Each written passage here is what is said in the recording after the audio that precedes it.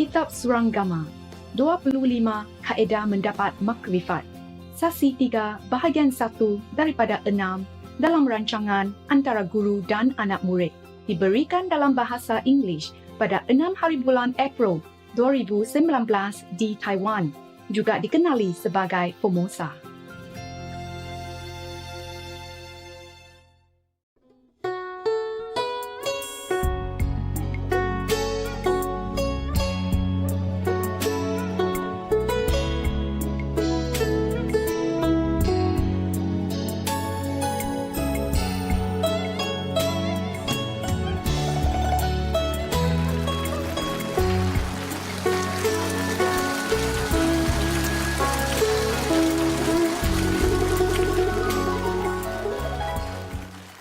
Some new people today? No? Oh, you just changed the role, right? Good. How are you? 안녕하세요.你好. We get. Really nice to see you sometimes. Yeah. Because you are the addicted. Yeah. Addicted to master, right? Yeah, always coming no matter when. Yeah. And the food okay today, huh? Yes. I give a message. I say, cook a little bit more variety. And today is a lot of variety. But you enjoy? Yes. I say you don't come that often. Yeah. Make a little bit more choice. In case you don't like that, you can have that, Treat you like a king, The king, they have a lot of food. Yeah. But you are better than the king. Nobody ate before you. The king have to have somebody to taste it in case it's poison. Yeah. Actually, that's not logical that the king want to kill somebody just for himself. In case it's poisonous, then that person die, yeah? But actually, I think this is just a kind of prevention, Because if people already know that there's somebody tasting before the king, so they wouldn't put poison in it. So that is just helpful in that way. Didn't today match in my clothes. Okay. Actually, when the food is good, even though you're not hungry, not that hungry, you still can eat. But if the food is not good, even you're hungry, it doesn't help you to enjoy. But you enjoy the food, yeah? Yes. No kimchi, but okay? 非常好. Yeah, 今天我觉得好. 今天连我也可以吃早菜的. 平常我吃不下. 平常吃不下. I have to wait a long time until I eat a little bit. Yes. Normally they bring breakfast. They bring me one time a day at breakfast time. But I could never enjoy so early in the morning. But today it tastes good. I did not mean to go out and eat. I just go out and bring my basket of food inside. And then I say, something new. Try a little bit. Tastes good. Not too bad. Normally I don't eat so much in the morning. Yeah, maybe the congee is easier to swallow, but still don't taste good if they don't have something accompany. Not good accompaniment, then I just use some bean curd, tofu, or some pickle stuff. And hot, Yeah. Sometimes when I cannot eat, then I use a Korean instant noodle. Hot. Very appetizing. If I cannot eat anything else, just to calm the stomach. To dilute the sour acid inside, and then continue living. You still blending? Yeah? From time to time only? You cheat now?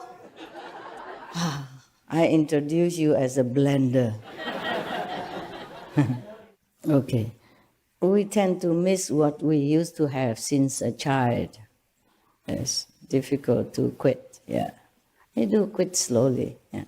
If you want to eat raw food but you cannot, then eat the raw first before your favorite. Then at least you have like 70, 80% raw, and then the rest you enjoy. But after you full, with fruit and raw, then the other food don't taste as seductive. And then you already almost full, so you don't eat a lot of that cooked food anymore. Yeah, okay? Up to you, whatever. You eat raw? Huh? They had a fruitarian section as well. The fruitarian. Any fruitarian raise hand? For how long?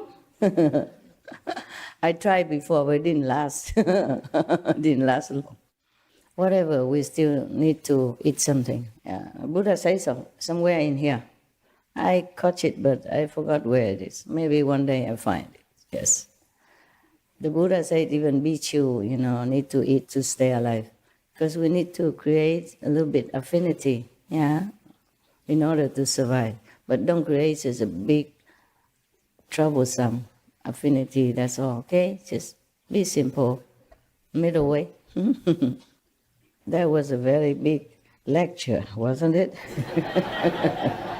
Very philosophical and deep, profound, all the way down here. Okay, now we're talking about the Buddha.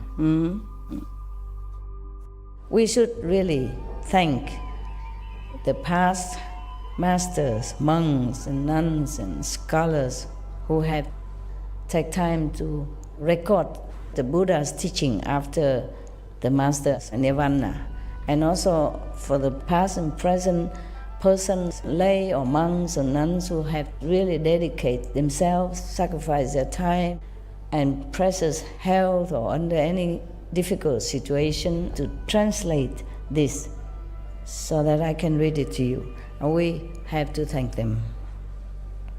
And may they be blessed forever by all the Buddhas, past, present, and future. May their merit be immense. May they be liberated forever. Thank you.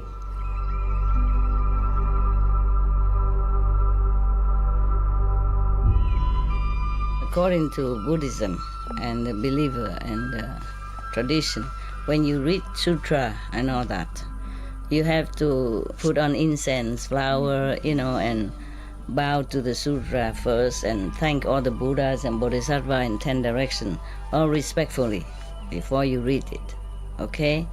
And then you cover the sutra also with silk or, beautiful cloth, and I just make it more popular. Yeah, more easy, simple. And I apologize to all the Buddha. I say if I done something wrong, according to the tradition, my heart is full of respect. It's just that I cannot always do that. So please, all the sin, whatever I've done wrong, is all on me. At least other people, they hear the names of the Buddha, according to the sutta, they will get benefit. Yes.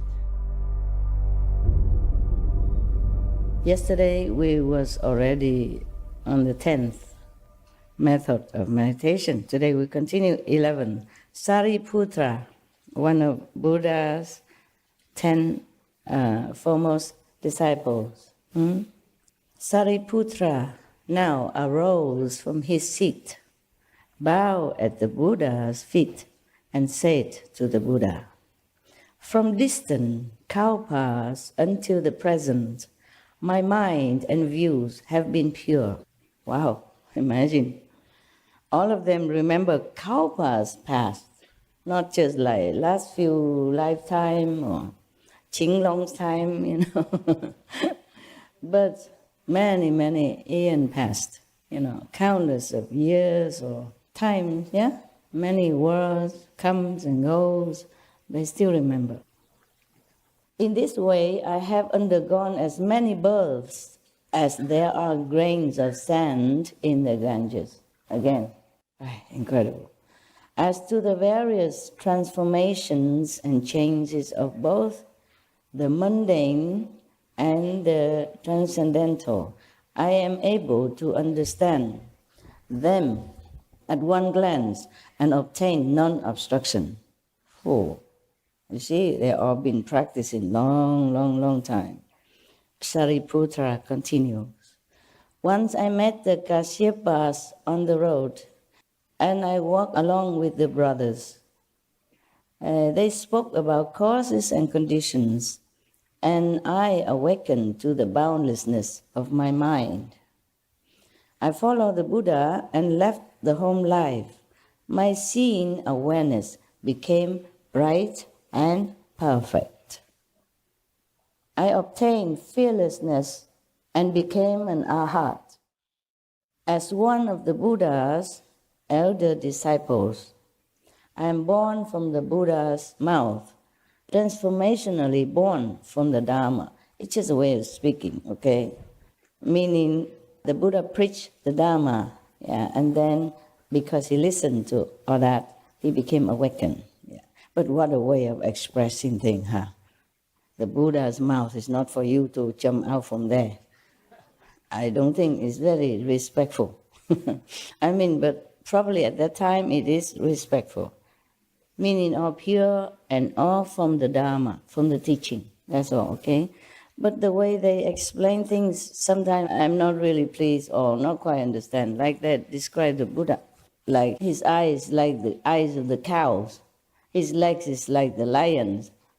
And his form something else. You know, all the animals attribute that describe the Buddha's, you know, like very significant attributes of his physical greatness. But when you put them all together, you don't know what kind of animals is that even. I read it too long already, and I didn't like it, so I don't want to remember. Because they say the Buddha leg looked like a deer and his mouth like a lion. I mean, whatever the animals you can think of, they put the parts and piece together to describe the Buddha. I know it is just symbolic, okay? Like to tell people that he's so strong, magnificent, like a lion, like elephants, and this and that and others, you know? But all the animals, piece and part, you know, like spare parts, put them together. How can you imagine the Buddha look like what? Yeah, and I did not like it. So I was saying long time ago when I was first out talking to the Taiwanese audience in my lecture, I say, whoever described the Buddha like that, they must be Buddha's enemy. Make him look bad. Yeah, because before we didn't have camera and painting, and not everybody has a talent to paint the Buddha to bring it back to their hometown, to show it to people. Just like you came from all over the world nowadays. Not all of you can paint me. If we didn't have camera or video camera, you would not be able to paint my picture. Not all of you have the talent. Oh, please don't, because if you don't have talent, please don't do it. Probably my nose go to my ears and my mouth go to my chest. Who knows what your talent bring? So it's similar in the old time. Somebody tried very hard to describe the Buddha's image to somebody who has no chance to come to see the world on a one physically, personally. So they try very hard and they exaggerate it, you know, the way the Indian people do. Yeah. They just love him too much. Yeah. So they just try to use the best, whatever, the most significant animals to describe him. But then when you put them all together, you cannot picture out what a Buddha looked like. This is like very weird animals, indeed. Yeah, maybe I find it, and then I will tell you all the spare part that they make up of the Buddha. My goodness. And then it's even written down. Yeah, for the later generation to imagine. Thank God nowadays we have camera. But even then, some cameramen are kind and gentle. They make me look beautiful. And some, I don't know, they just tried the button yesterday, just like me with my iPhone.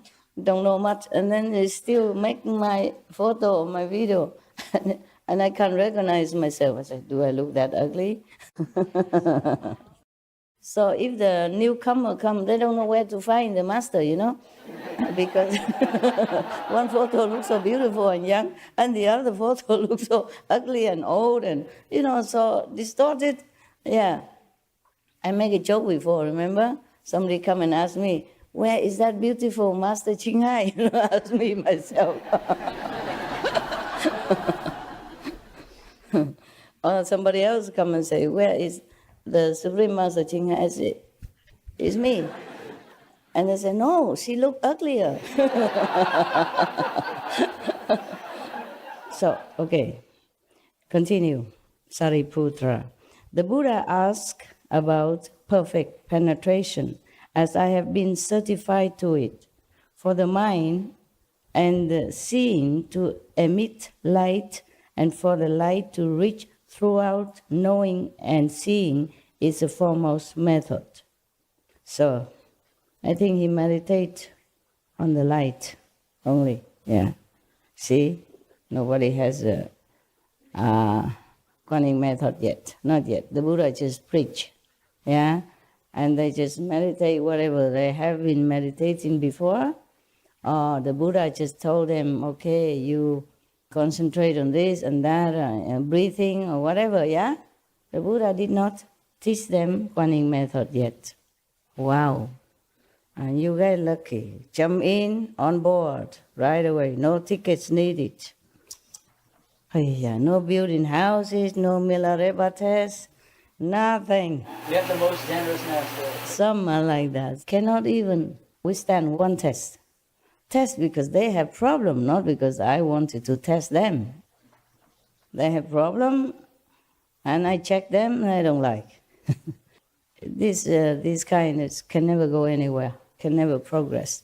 Maybe the maximum is just a third level. Most people are maximum practice a lot, asceticism and everything, third level max, okay? And those who are too sensitive to their ego, carrying the ego all over the places, will never go anywhere. Just a lot of work for the master and for themselves in this lifetime. Because if you don't progress, you also have problem in your life. And then you blame. The master don't help you. You blame the situation, make you bad. You blame everybody else. Blame God even. You don't look inside yourself, don't clean yourself. That is the problem. If you want to learn English with the best teacher in town, you also need your homework, no? You go home, you have to do whatever the master teach you and practice it. And continue practicing daily. You cannot do nothing and then say, what? Yeah, actually I wanted to have a joke like, somebody came to the best English teacher, yeah? And what happened? He learned nothing. Many months later, the master make a test, everybody passed except that person. And the teacher say, why you don't pass? Like everybody else pass, why don't you pass? I could not speak anything. I could not write anything in English. The teacher said, why couldn't you write and read and speak? The person said, if I could, then I wouldn't have come here to study with you. Like hula, hula hop. Yeah, speaking English now. Yeah. If I could speak, read and write, then I wouldn't have come to you. This is the problem. It sounds funny to you and illogical, right? But this is what people do. That's what they're thinking, and that's how they behave. Even among some so-called disciples, my so-called disciples here, they have legs, but they don't want to walk. Yeah? And then the master needs to carry them all the time. You shouldn't do that. Then your legs will kaput. Yeah? One time I was in the hospital. Next to me there was one old lady. Yeah? She's Italian. And they don't let her walk out or anything. And because I could not move, and at that time I could not move, and it hurts everywhere when I move, so they think I also have nerves problem. They put me together in the same ward while testing, yeah? Anyway, every day she called my name, she make me do this, do that. I help her in any way because I thought she's handicapped. She couldn't climb out, couldn't do anything. Yeah. because I don't know, I'm so nice to people. So she asked me to do this, do that for her. And can she use my towel? Can she use my bathrobe, etc., etc.? I just give it all to her. Doesn't matter. Whatever. Yeah. Otherwise, she keep talking forever. But it's not as funny as it sounds now. If she go down and clean her teeth, she never close the tap. If she clean her teeth, for example, they help her to go down and then she clean teeth, and then they put her in a bed, she never close the tap. I have to go and close it, for example. So I said to her, you must close the tap, she speaks some French, and I speak half Italian. Half of the sentence. We understood each other okay. Especially I understood her. I don't need language to understand her. She just demand all kind of things. I want to talk to you, even though if you don't understand, she just keep talking, calling your name until you have to get up. Either talk to her or go out of the room. So this lady, she's laying in bed all day, eating, or talking to herself or to my ears, anything. And now and then ring the bell, so bother the nurses, they all hated her. They don't want to have anything to do with her. So she ring all the time, they don't come, And then I have to do whatever she wants, etc. And then I thought she's handicapped, she could not walk, so I help her a lot in my situation, whatever I can. Now, this lady, she's really something.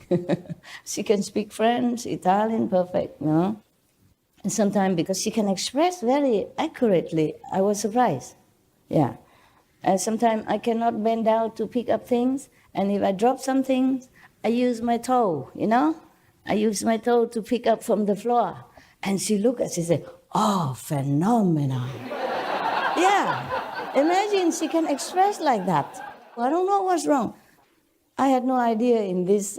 So I keep helping her, and then she has a lot of friends and family coming all the time. And they just standing, towering over her and talk, and then leave. And one day, her son come in. Her son was a doctor even, So he speaks French very well. I was thinking I should talk to him, one day. Maybe he worked far away, so he didn't come every day. Only that day he came. I said to him, you have many French relatives coming here to see your mother, but she's in this bed all the time. You better tell them to, every time they come, just help her on both sides of her arms and make her walk around the hospital. Otherwise, it's continue like this, her legs will lose the ability, the muscle to walk. So from then on, they do that. Oh, thank God, I was so happy whenever they come, because they take her out, and I don't have to listen to her radio all day long. But that's good for her also. I wasn't thinking of me. I was thinking of her, Because when I saw the nurses take her out of bed so that they can clean the bed and change the bed, I saw she can walk with him. So I told him that. And from then on, they come in and not just blah, blah, blah, but take her out for a walk in the corridor and all that. She could walk even. She don't even need that. She just loved it. One day I tested her, she just run to me. If you give her some favorite stuff, she come to you. No big deal. So from then on, they keep doing that. Some people, they're not handicapped, just don't want to do things. You must do it, okay? It's your duty to yourselves and to your 5 generations, as well as to the world. Be a hero, okay? Be a hero. Rely on yourself and help others. Not just rely on master all the time. Like if you're a baby, then your mother feed you milk, and liquid food. But when you're growing up, you chew, okay? And you learn to walk, learn to talk, and then you can learn to be of use in the society. That's what we should do, okay? That's why we have to keep our dignity, do our job. Whatever job, we do it perfect as we can. And the spiritual practice, we do as best as we can. Don't make any excuse to slow down yourself and make trouble for yourself and for other people. You're grown up, no? Grown up. Even children, they practice well. All right, so now that's what he thinks, yeah? After he concentrate on the talking of the Buddha of those long time, Kalpas ago, these two other monks outside on the street, then he see the light, maybe concentrating, see the light. So he think that knowing, meaning listening to the teaching, then he have knowledge about spiritual practice. And then seeing inside, you see, knowing and seeing is the foremost method. Knowing, because the Buddha teach him, or these Kalpas ago, he met a good spiritual friend teaching him, and intellectually he know things. He understand the spiritual practice. And then seeing, meaning maybe at that time these spiritual friends teach them to concentrate, to look inside, yeah? And the Buddha at that time also probably teach him how to meditate, see, okay, from the inside eye. So he said that's the best method. Learning the theory and looking inward, yeah, best. Now, we have the next one. Universal worthy Bodhisattva, that's his name, arose from his seat, bowed at the Buddha's feet, and said to the Buddha, I have been a Dharma prince, with as many thirst-come ones as there are sands in the Ganges. Whew. And still did not become Buddha yet, with so many Buddhas, learning so many. What's wrong? I want to know what's wrong. The thirst-come ones, meaning many, yeah, of the 10 directions, tell their disciples who have the roots of a bodhisattva to cultivate the universal worthy conduct, which is named after me. Wow, big shot, huh? His name is universal worthy, and many conduct have been named after him. Were honor one, meaning the Buddha, Sakyamuni Buddha, now, I use my mind to listen and distinguish the knowledge and views of living beings. In other regions, as many realms away as there are sands in the Ganges, if there is any living being who discovers the conduct of universal worthy, I immediately mount my 6-tusked elephant and create hundreds of thousands of reduplicated bodies, transcendental bodies, transformation bodies, yes. Not physical, but can be in many places same times. Reduplicated bodies, which go to those places. Although their obstacles may be so heavy that they do not see me, I secretly rub their crowns, protect and comfort them, and help them be successful. Successful in cultivating the universal worthy conduct. There are two kinds of conducts. The reason why the Buddha named the other Buddhas, countless Buddhas have named many conducts and teach the conduct to their disciples in their time due to him. Teach this special, universal, worthy conduct. I have to tell you, otherwise you don't understand. Because this is my own experience, okay? There are conducts that is worthy to be humans, or to be sane and saints in this physical world, or in the shadow world, yeah? But there are conducts which is above this area. I mean, above the physical world, not the shadow world yet. Okay, so the universal, meaning for the universe to accept you as a worthy person, as a worthy saint, there are other conducts. You cannot just practice, okay, I don't steal, I don't kill, I don't tell lie, I don't have sexual misconduct, I don't take intoxicant, then you are a worthy person in the whole universe. No. There are other conducts which you cannot do it by physical means. You gain it through meditation practice. As you go higher, you gain more worthiness. There are worthy powers and many other powers which is not named or not practiced in this world. For example, I go to different realms. Oh no, I cannot count anymore. Every day, 20-something realms that I pass. And I had no time anymore to write down. I've been neglecting my spiritual account for long time now. Not long, maybe at least a few weeks now. After I did the last retreat, things jump up so quickly. Every day 20-some, 29, and sometimes even 30, 31 new spiritual realms. Normally, if it's a few, I always write it. It doesn't matter how late, doesn't matter how tired I am. I always note down the realms that I had passed and the reinforced powers that I've got. But these days, I have no chance, no time. So every day, even if I have a time to turn the page of my diary, I would say, today, 29 new realms. And yesterday, maybe 28. And then the next day, 30. Another day, just right on top, that's it. And now and then, if I have just a little more time, or even if I care, I write out how much spiritual merit, countless Ganges, rivers, sands, SMP, spiritual merit points. You see nowadays, my diary is all blank. Just a few numbers on the right top. I have hope that maybe tomorrow, the day after, I will have a chance to write it. But it has been at least 10 days already. It's all empty. It's all the number, 25, it depends on how busy I am, 24, 25, 29 only. And that is not like I've been on retreat even. I just meditate at night whenever I can, or daytime, and it jump up so fast like that.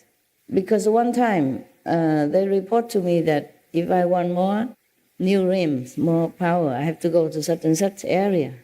Yeah. I said, sorry, I can't. Can you not bring them here for me? And I did. Therefore, now it's overwhelming. I have no time to count and no time to write out the new realms as well as what power they transmitted, returned to me. It's just, by the way, to tell you some happening in your master late time, late period of time. In one of these powers that exists in the universal, above, even above this shadow world, is worth power. Worth power. That the whole universe look upon you as a worthy being. But because I have so many disciples, no matter how much I have, it is still not as much. Still, nevertheless, sometimes I say to them, okay, I'm not worthy, so what? Okay, what do you want to do about it? And then in my vision, they say, no, you're still worthy. Well, thank you very much. Because the Maya sometimes cheat me, tell lie, They told me, if you don't eat, then you'll be more worthy. I say, get lost. It's just some physical things. And I know I create my own food anyway, even though it doesn't look like that. Yeah. The food came from love, power of love, the power of loving creativeness. Yeah, so I don't owe you nothing, get lost.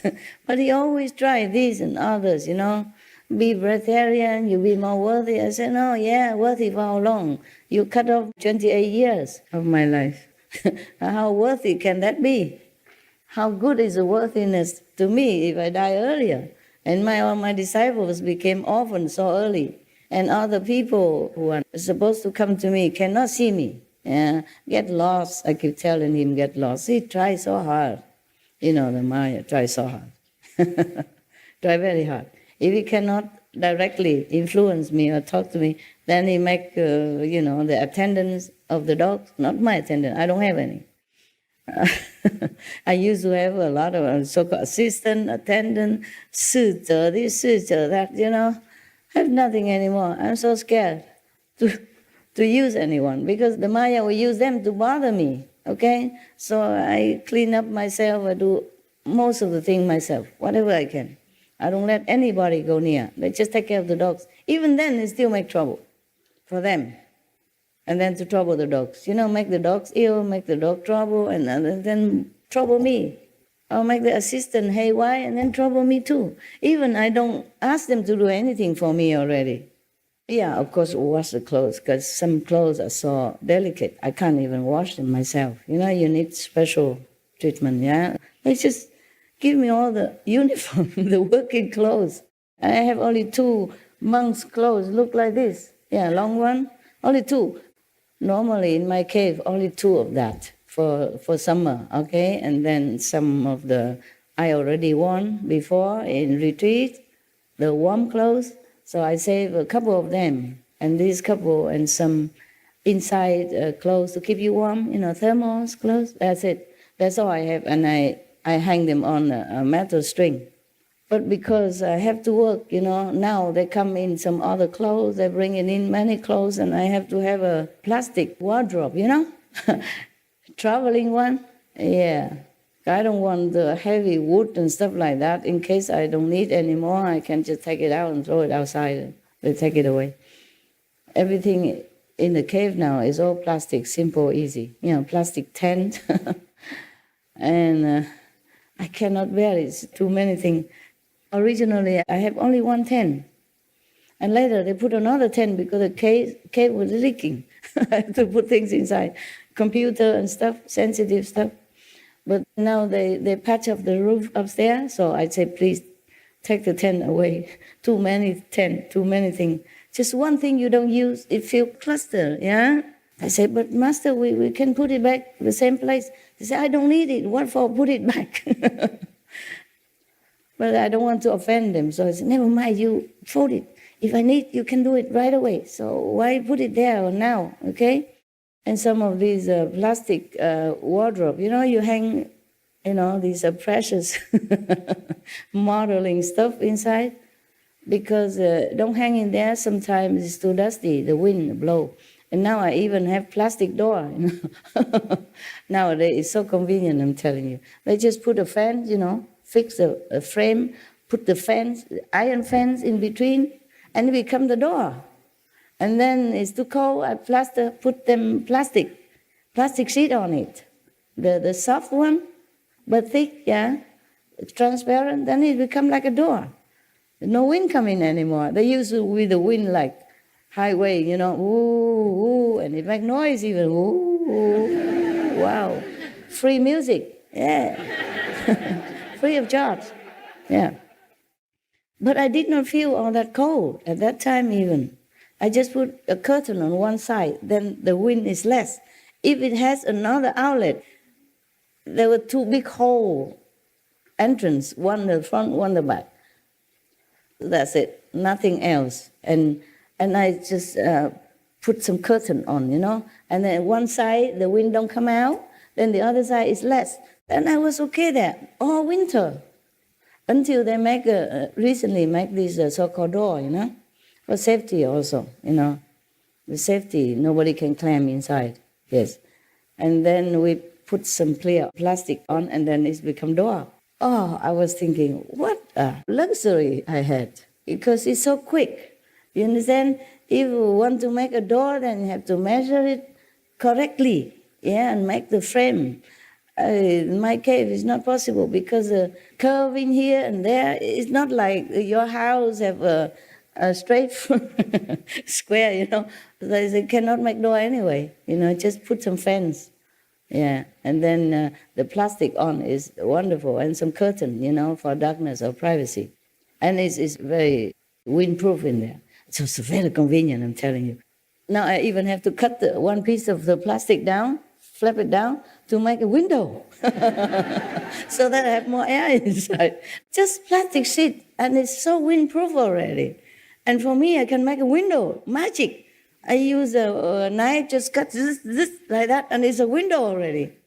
Because they put some mosquito net, the screen door. They put the screen on top. They tied it on the fence. Then you have it. You have everything. The door can also screen. You see, they have one side screen, one side. They tape it on so fit. So I feel so forget it. I use my knife to cut my instant window. Oh, Not just immediate enlightenment, but immediate window.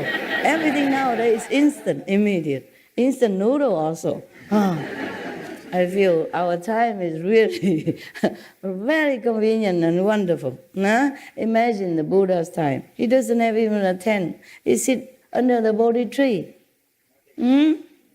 Jesus sat in the desert. Nothing.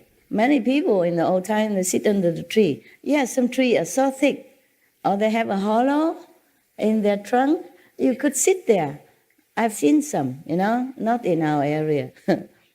Unfortunately, otherwise I would be very happy to use it. No need to bother anybody.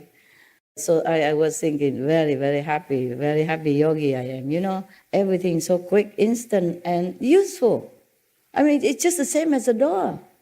Because if you want to make a real door, I have to measure correctly, make a frame correctly. I have to stuff all these curving holes because of the cave, they're not like here.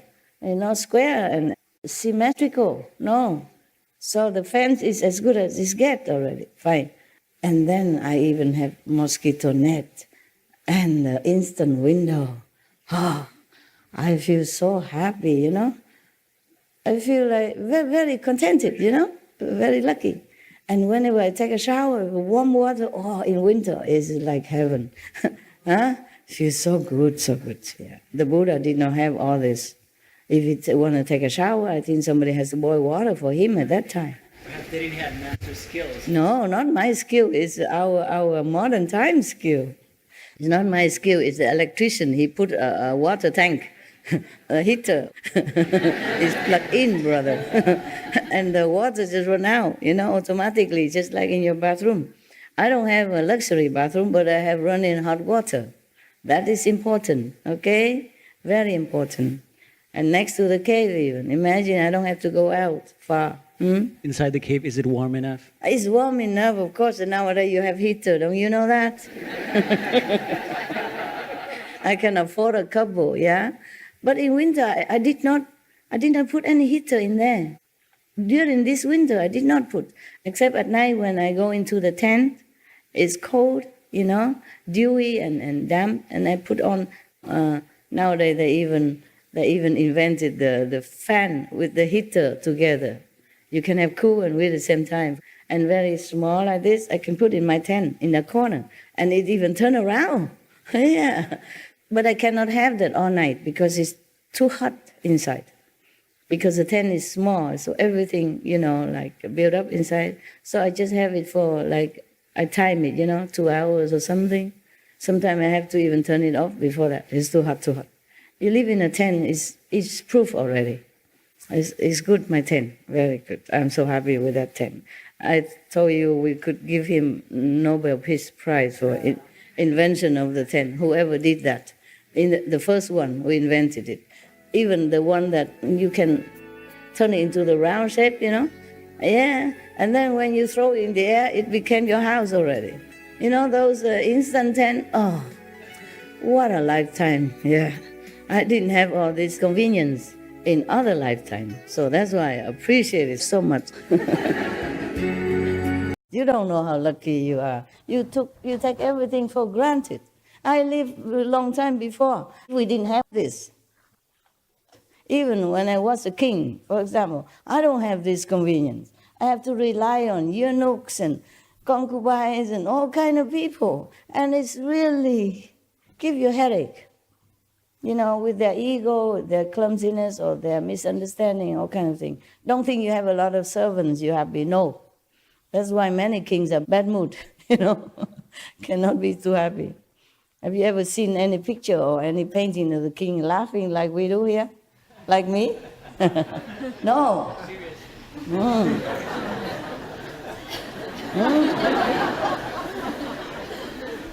And even a bird and all that look even more serious. Because they don't have the tent that I have. Yeah? If we want to take a bath, you have to tell somebody, bring a bath. He has to wait for half an hour, 1 hour, from another corner of the workers' quarter to bring it to his chamber. And maybe water cold already. So have many more, bring more in, Yeah. Male dominated as well. Imagine if I was a queen, it's even worse. Yeah. All the male have to be around to bring hot water. Yeah, and then to take the dirty water out.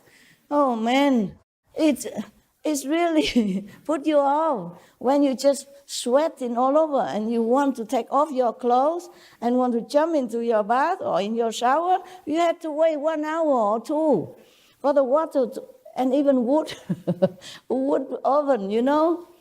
And then man has to carry it and you have to wait there. And you're feeling so suffocated and you went outside, you know, there's a little fresh air for them to prepare your bath. And then you don't sweat anymore, and then you don't feel like taking that bath anymore. But it's already prepared, and you don't enjoy as much as when you were sweating and ready for a shower. No wonder all the king and queen look so miserable. Only a few kings and queens are very wise who leave the palace, leave everything, and go become a monk in a cave somewhere. Like Sakyamuni Buddha, maybe he's fed up with this bathing and stuff. Yeah, that's one motivation, one reason, you know, to push you upward. Yeah, sometimes a Buddha reincarnate, and maybe he's so forgetful, yeah, about his purpose, or some saying, you know, forget that he's supposed to be practicing, yeah, and some heavenly being would create some trouble, so that the Buddha, you know, future Buddha or the supposed to be Buddha, wake up and get out of that situation and do something. So maybe the hot bath is the, you know, the last straw, the last push for the Buddha to get out of the palace. Not to talk about 500 women quarreling day and night with each other for the precious possession, you know, the one and only object of adoration and possession, the king.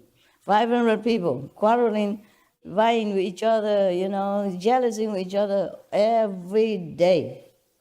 And the atmosphere, how you bear it. I really feel those kings in the old days, they are really tough men. Oh, no wonder, very rare we have queen. Nobody can bear it as a woman. We cannot bear it. We would tell them, get lost. You know, we would be yelling all day because we cannot bear it. But the men, you know, the more stressed, the more terror, and then they get stronger and stronger. That's why they can become king long time. And most men are king. Most kings are men, I mean. Yeah, you also king. Most men are king. They behave like one. They can't cook. The women have to cook for them. Yeah, they can't do this. They can't do that. Yeah. If that's not king, then what? Huh? How can you not cook? Why not? So easy. Put all the vegetable, chop chop. Wash it. Throw it in the big wok or whatever. Stir it up. Put a little bit salt inside, or maybe some condiment. And take it out and eat it. How difficult can that be? Cannot you cook? Go home, learn, okay, from your wife.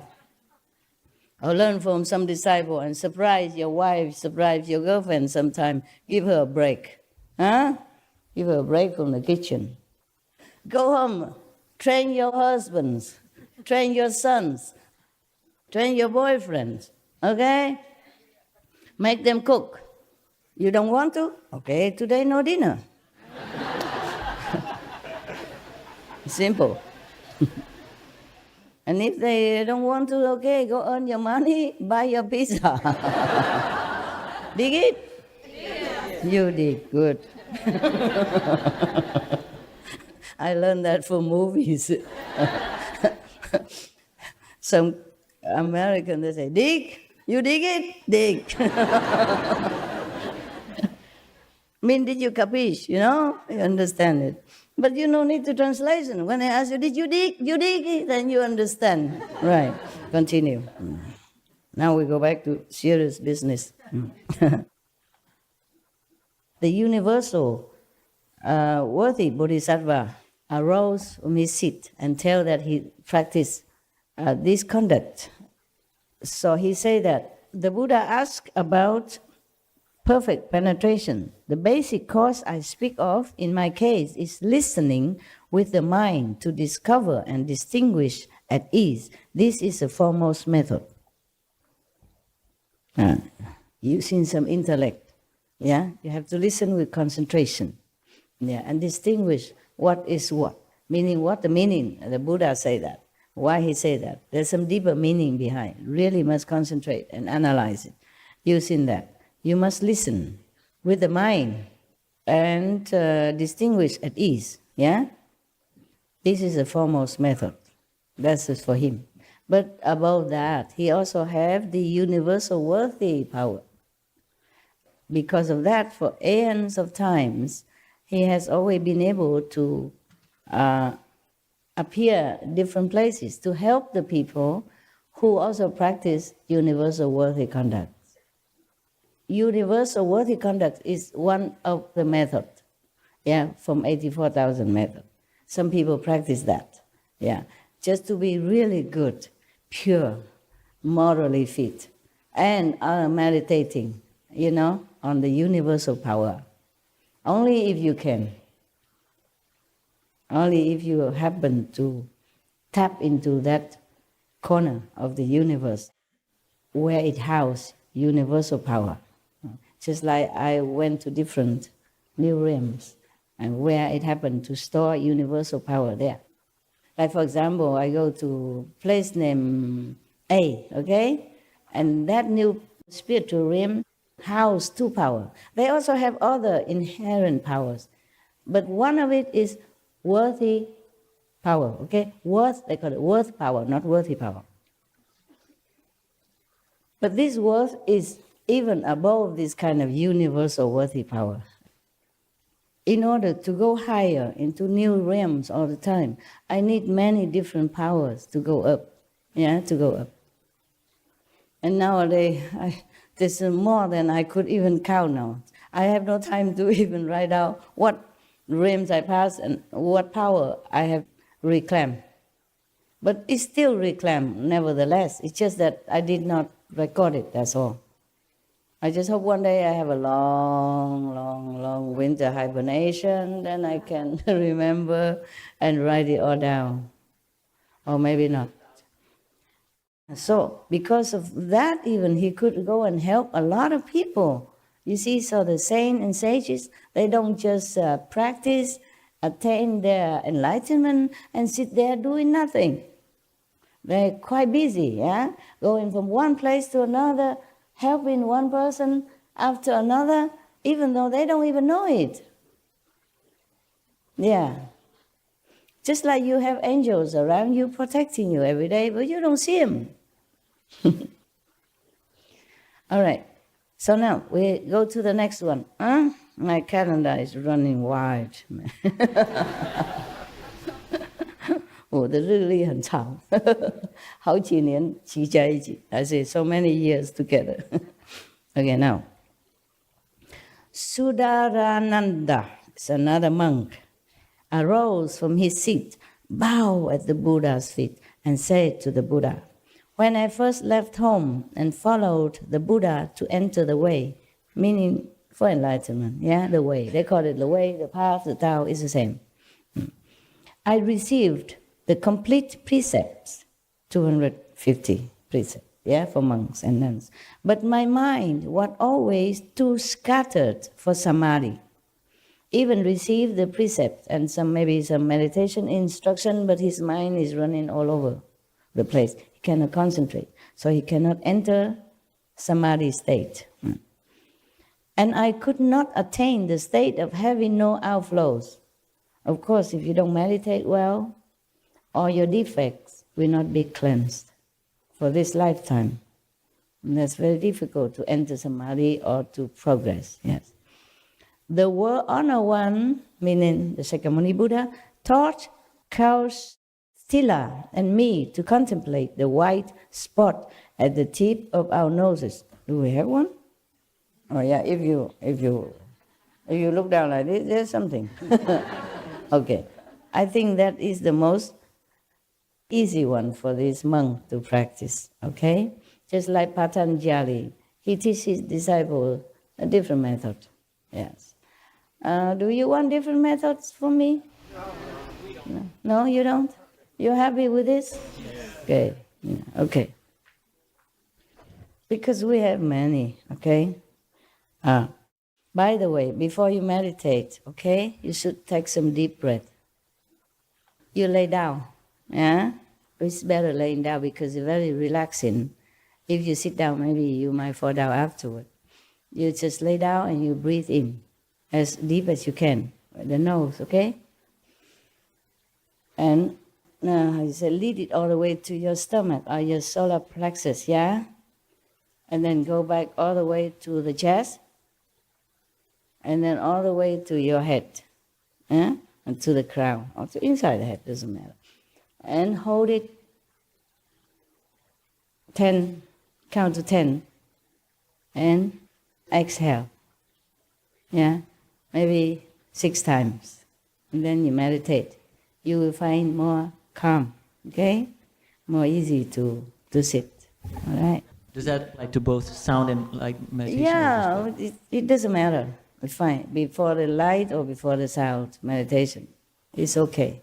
If you find yourself not very restful, then you do that. Or you can do that anytime. It helps, okay? Before you meditate.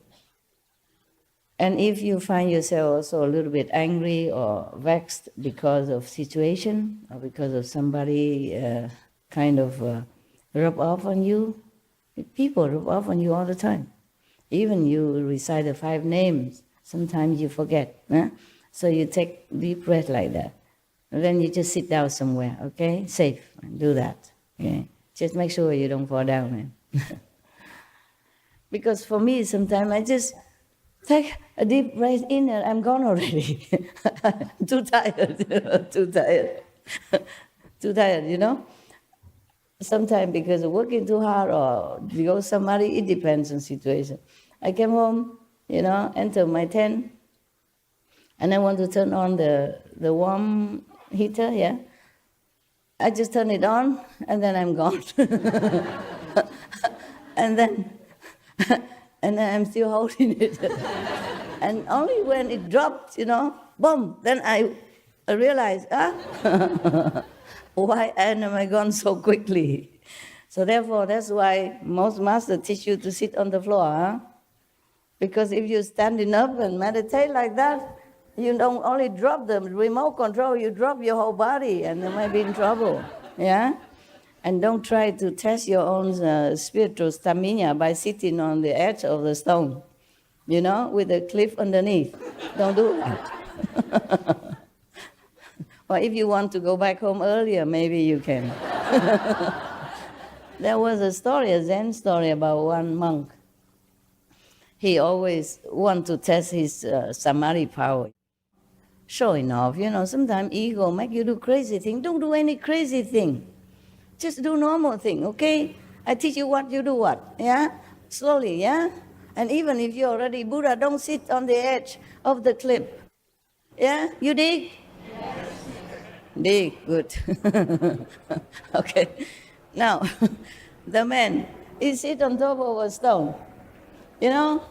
All around is cliff. Sometimes the stone, they stuck out in the air, he sit right there. And then he falling. And the Hufa, the Dharma God, come and caught him, and he's safe. Oh, he not even thank the God. He said, how many practitioners in the world could be as excellent as I am? Yeah, because the Dharma God help him. We feel he's some big shot. Sit on there, making trouble for the Dharma God. Don't even say sorry. Don't even say thank you.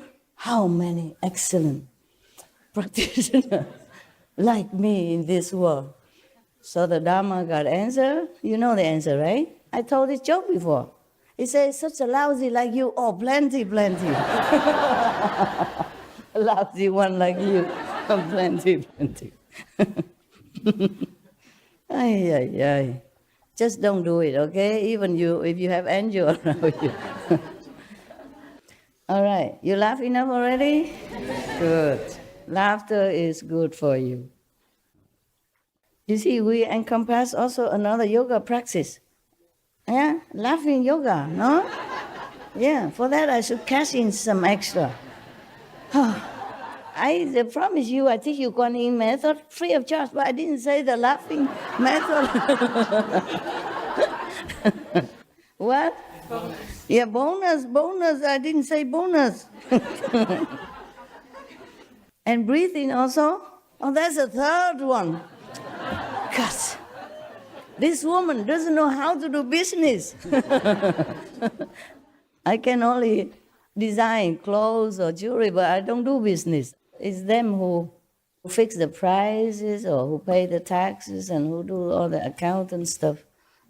Yeah, if I do business, I probably lose all the time. Like to give, oh, you like it, but you don't have money? Here, take it. I probably give more than I can even have time to design or the jewelry even have time to make. You understand? So I just stay out of my inexperienced trade, I just sit here, do what I can, Reading is easy, right? Making calendar is not too difficult.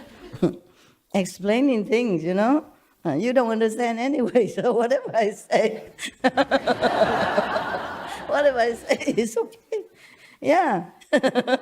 You just like to look at me only. You told me, whenever you look at me, you don't feel hungry, you don't feel cold, you don't feel thirsty, you don't want to go home. So I just sit here and talk whatever, to make you happy. Because whatever I say, some of you, you're always happy, and laugh, and some even very much agree to it. Always, Yeah, whatever I say. Yeah. It's the Taiwanese and Vietnamese style, and some do the Indian style. This means yes, no? You know, right?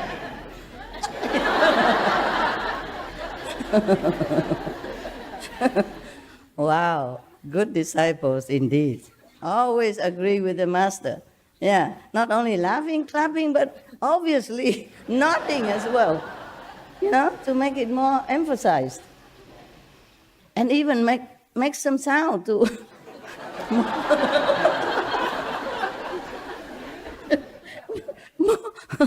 to be more obvious,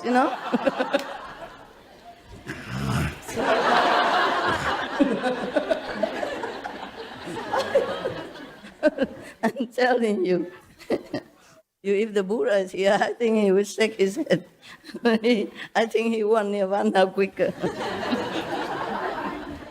His disciples, all arhats already, since Ganges Sand River's lifetime. And my disciple, I don't know where you're from. Just know how to laugh, eat, agree, and make some approval sound.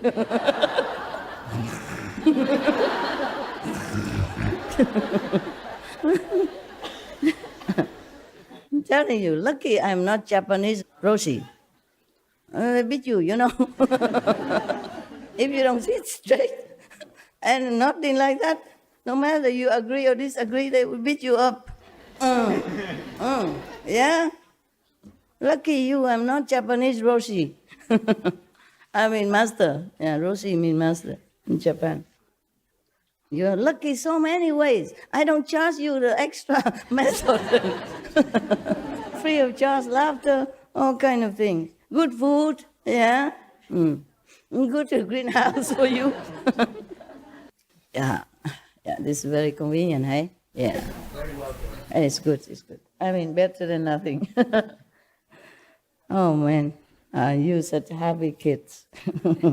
So happy people.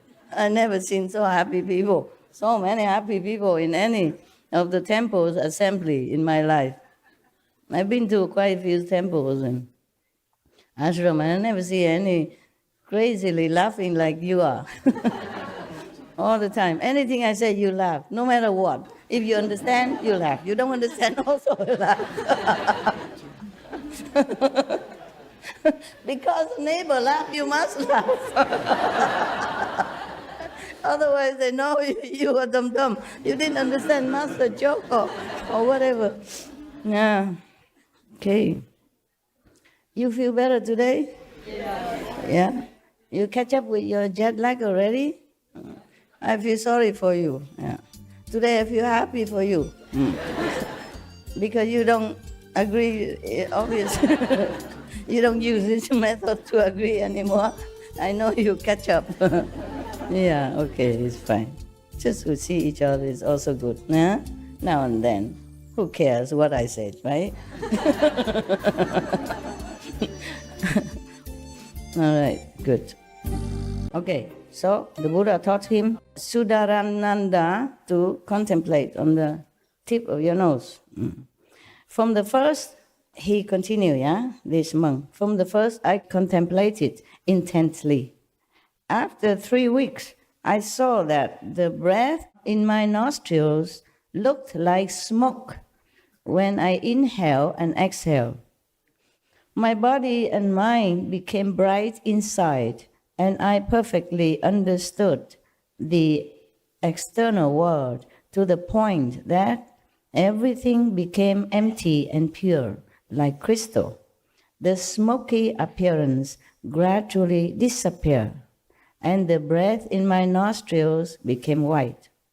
When he said that, I don't know, maybe he meditated in a cold winter area, and when you breathe out, it's white. No? You think so? Huh? Like a chimney, is it? Okay, now, it's just because his mind is different.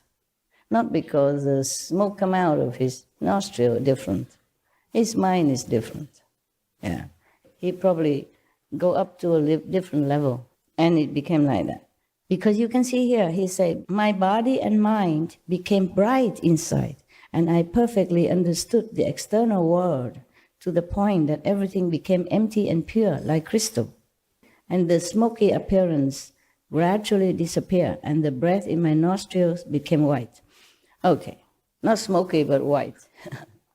It's just when you are in different level, you see things differently. Just like I see the green, ugly sofa became white, reclining. They call it a lounge chair, long, white. Or that I didn't see the other 3 bottles next to the 1 bottle that I saw. Something like that. Many other things I don't remember now to tell you, okay? When we are in a different level of consciousness, we see more reality than the appearance of this illusionary magic game here, okay? Yeah. It's nothing really mysterious. Nowadays, even scientists can prove it. The hologram things, I told you already, right? Who is that singer? They created a hologram of her in another far, far, far away concept, different concept. So she be in 2 places same time with the hologram technique. Yeah, that's a technique, you can do it already nowadays. It's just very expensive for your master to, to try. Maybe later you see me here, but not me here, huh? Yeah. Beloved Master, even quantum physics proved that everything is made of music. Music, yes. Music, sound. Oh, yeah, vibration. Okay. Exactly. Yeah, they prove everything nowadays. There's nothing mysterious anymore. Okay, huh? Yeah, soon you can also appear in many places just to scare people. When they were gossiping about you and you just appear. I heard everything. I will change my will. The will of the inheritance. In France, during last election, one politician made some speech, and he was at another place making the same speech with other people. Yeah. Nowadays we can do that. Yeah, in France they make it already. Yeah, you see that? I'm not telling the story. It's true. I saw the clip just passing by somewhere. I don't know where. I saw her just standing there singing, talking to her fans.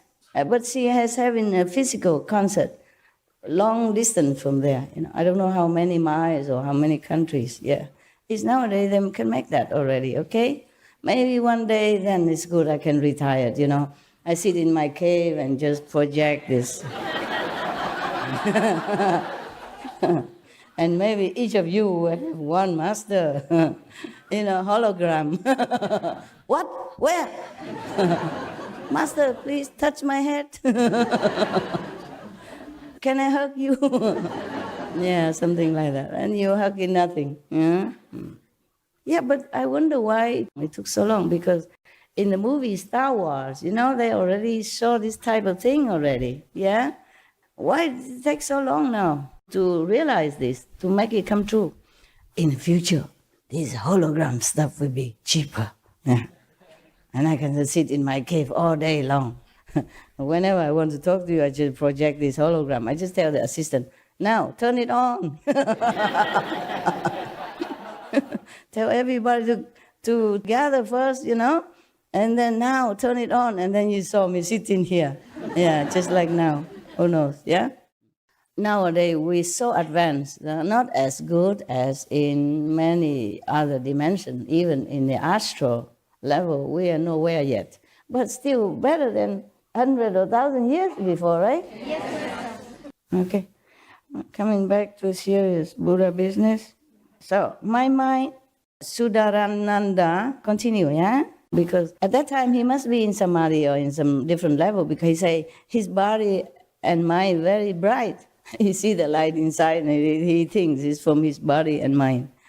But he enter another dimension, or maybe inside. You see, samadhi. That's why he say his mind and body very bright. Just when you meditate, you see the light. That's what it is, and you think it's from here or from your own body.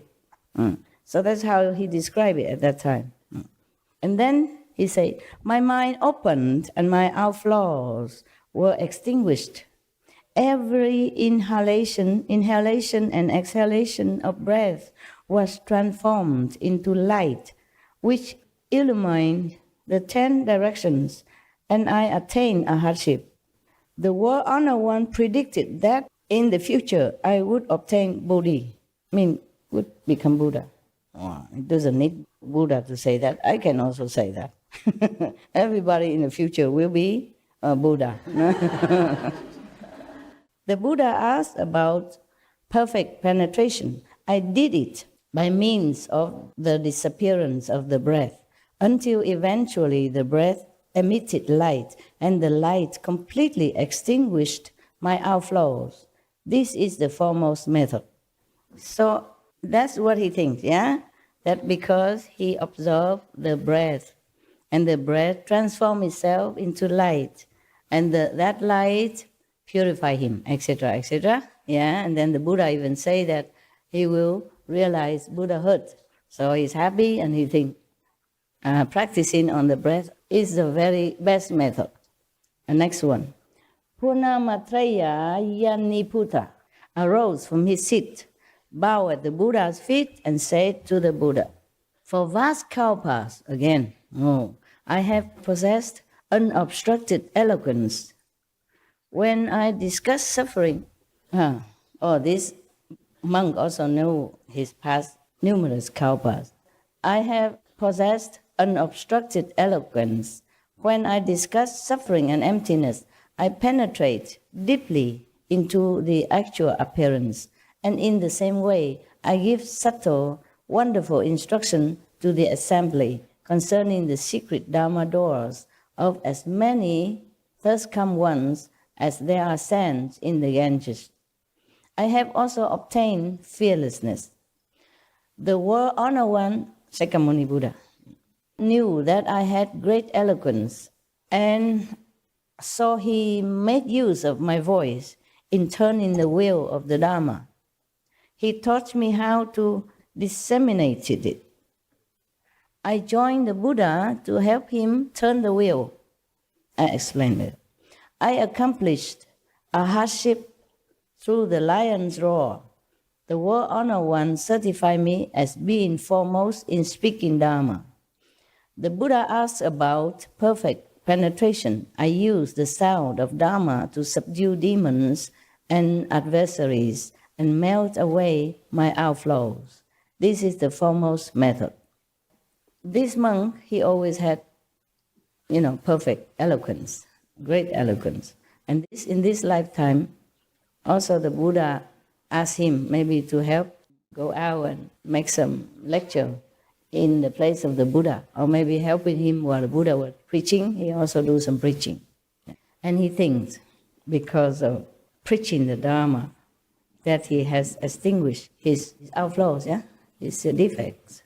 So he thinks that is the method, because he used that sound of the preaching of the truth. When he preached the truth, he can subdue the demons and all that, and extinguish his own defects. So he thought that is the best method. Yeah? So that's his method, yeah? When you're preaching the Dharma, and you enter Samadhi, you clean yourself, purify yourself. And so he thinks his eloquence, his preaching of the truth has helped him. Next one. When you preach your Master Dharma outside, you have any of this kind of experience? See in the past? Ganges send cow baths? No? Yes? No? No. Okay. It's good that you're honest. This period of our life, of our time, it's very difficult for people to attain such attainments. But these are hard. They have been countless of aeons already been saints. So they came back to help the Buddha in some way. Either to help him to preach the Dharma instead of him all the time, just like some Guan messenger go out, or you do it, or some other help him, like being his attendant. Yeah. Other help him in giving the precepts to the new monks. Other helps him in maybe, cleaning the ashram, because if you are not pure, you should not go there even just to clean the ashram. Nowadays, I don't know, just whoever can clean, just clean. But not clean my personal space, just a street or something around. And even then, I let them in only once a month. I don't want people come in and out every day. I'd rather have the dry leaves there on the street. They're harmless, okay? They don't emit any bad energy or whatever, or disturbance, or they don't want me to go out and touch their head or bless them or whatever, yeah. So cleanliness has many forms, It's not like you bath and then you shower, you shampoo, and then you perfume, and then you're clean, not necessary. Clean inside is very important. But outside also must clean. Please don't don't emit something that's not supposed to emit.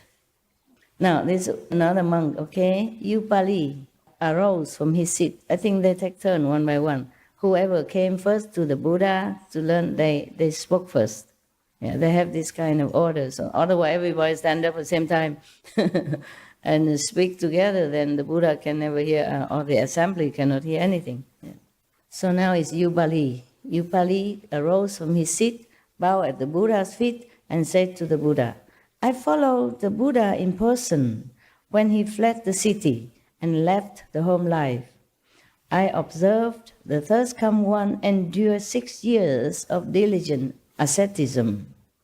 I watched the thirst come one subdue all the demons, control adherents of external paths, and become liberated from all outflows, which were based on worldly desire and greed."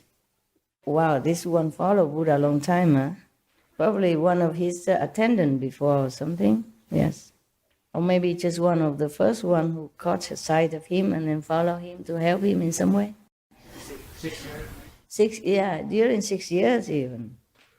I based myself on the Buddha's teaching of precepts, encompassing the 3,000 awesome deportments and the 80,000 subtle aspects. Both my direct karma and my contributing karma became pure. My body and mind became tranquil, and I accomplished a hardship. In the thirst come one's assembly, I am a governor of the law. The Buddha himself certified my mind upholding the precepts and my genuine cultivation of them. I am considered a leader of the assembly. The Buddha asked about perfect penetration.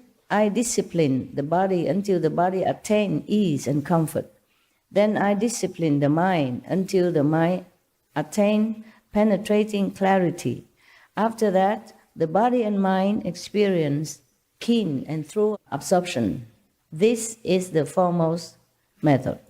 So, for him, the precepts is the foremost method. You discipline your mind and your body. Don't let them rule over you. Because the body sometimes desires something which is obstructive to your spiritual progress. Yeah?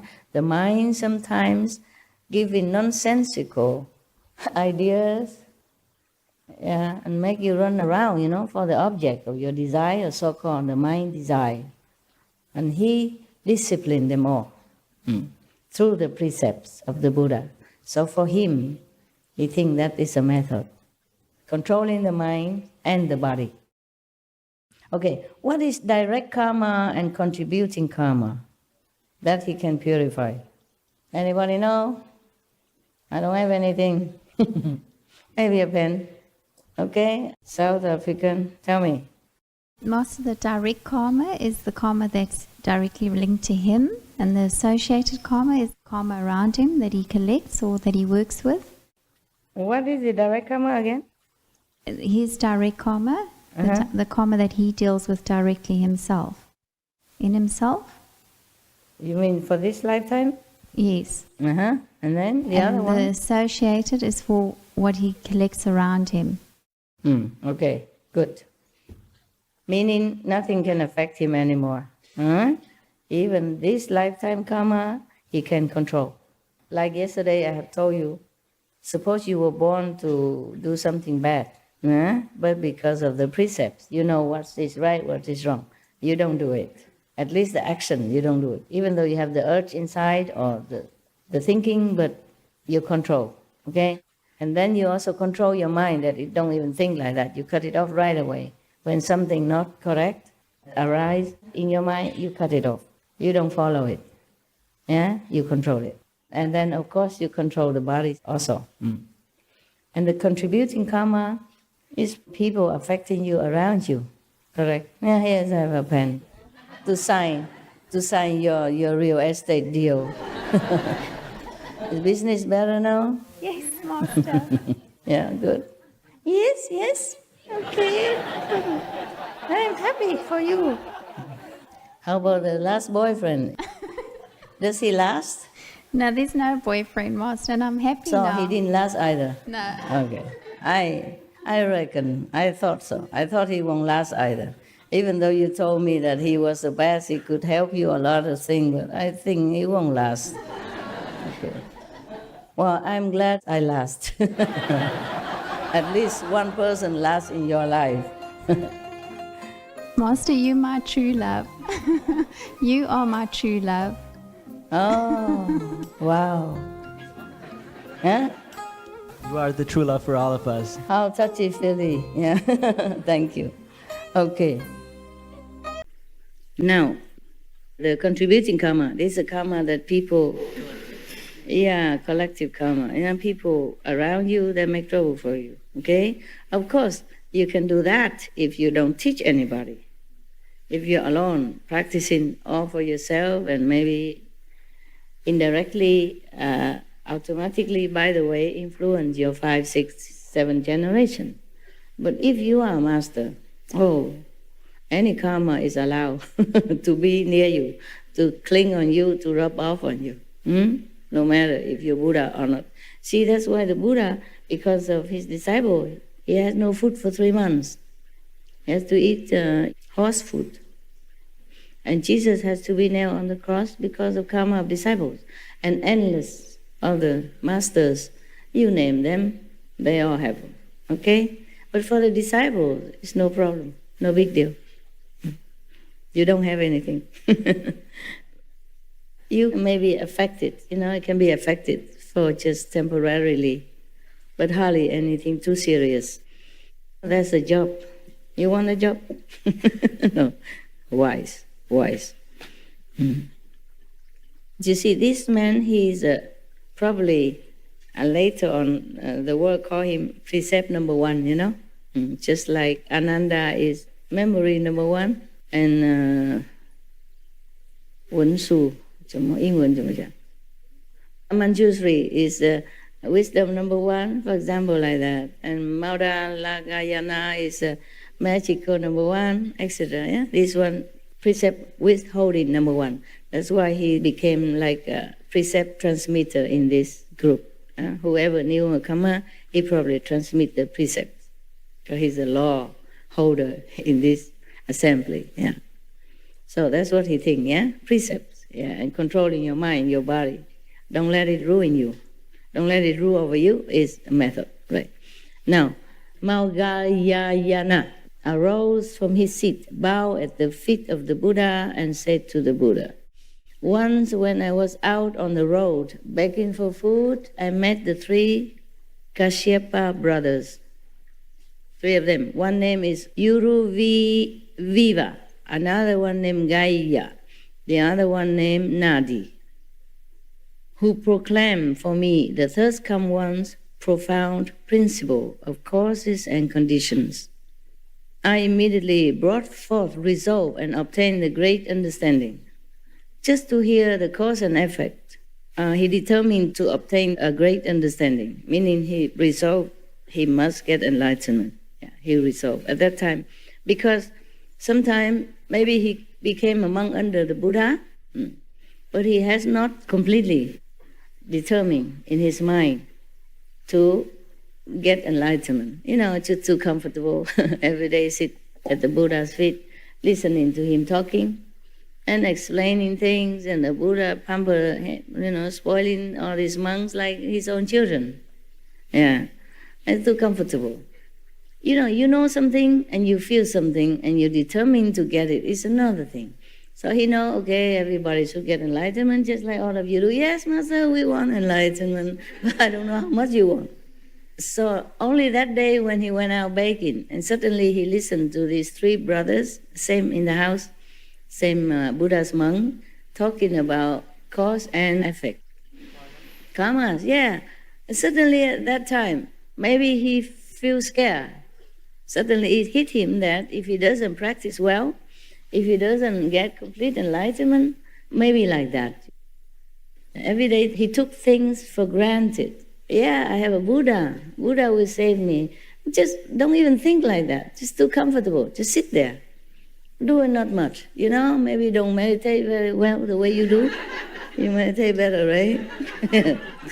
Huh? How did he learn so fast after he went outside and started? It just happened, okay? Just like sometimes, suddenly, you listen to me for years, you know, on the computer, yeah, or internet. Master, yeah, the Buddha, enlightenment nature. We all have to be disciplined, must get enlightenment. You listen and then, oh yeah, okay. But you don't get it. And suddenly, one day you hear one of my sentence, and then, oh, it hit you. It brings you something that you never know before. Or maybe one of your brother and sister, they just talk together about something, and at that moment, somehow it drives home something, okay? It just happened, yeah. We need a lot of cause and conditions to arrive at where we want to arrive, okay? So it's just like some monks before, he listened to this and then he listened to that, or suddenly he saw this and then he awake. Not because of the bathtub, not because of the bathhouse, not because of the water. It's just the condition ripened, yeah, and then it happened. Just like your mother keep giving you milk, and then suddenly one day, that's it, you don't need more milk. And I have practicing to ride bicycle when I was young. I keep falling, hurting my knees. And one day I just can. I thought I could not. I keep falling, and the bicycle run away from you, They control you, not you control the bicycle. It doesn't go straight, it goes to anywhere. You know that when you first try the bicycle. Just one day I just can, just like that. See? Yeah. Time, Yeah. Just time, just the right time, yes. And probably these three brothers talk to each other about the bad consequences of bad action, yeah? Like you could go to hell forever or suffering forever. Just like one of the sutra, Maugalayana. One day he also had to take one of his disciples to go to see hell, see all kind of suffering, to wake him up. See that? Now these three brothers was talking probably about something very terrible that happened in hell. Maybe because they themselves saw it. That's why it makes more impressive influence on Maugalayana. Understand? The Buddha say, okay, if you don't practice, you eat meat, you drink wine, you go to hell. Everybody knows that already, yeah? It didn't hit him until that day. Personal experience from these three brothers tell me, my God, yesterday I went to hell. Not went to hell maybe, but hell was open for me to see. The scene that people suffer in there, or the beings suffer in it, was incredible. It's unbearable. And then it hit him that it's true, it really has hell. And people, beings truly suffering in there. A turning point in his life, hit him. So he became determined to pursue Buddhahood, at least enlightenment. Otherwise, he don't want to go to hell like that. Yeah. The third come one accepted me, and the kasaya was on my body, and my hair fell out by itself.